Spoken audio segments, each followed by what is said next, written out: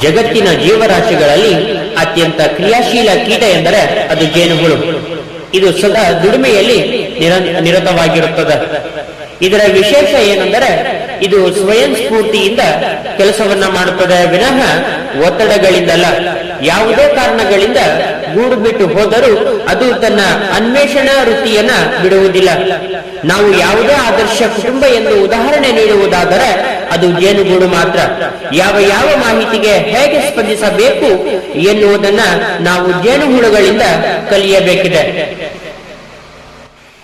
ವಿದ್ಯಾರ್ಥಿಗಳಲ್ಲಿ ಕಲಿಕೆ ಯಶಸ್ವಿಯಾಗಬೇಕಾದರೆ ಜೇನುಹುಳುಗಳಂತೆ ಸ್ವಯಂ ಸ್ಫೂರ್ತಿ ಪಡೆಯಬೇಕು.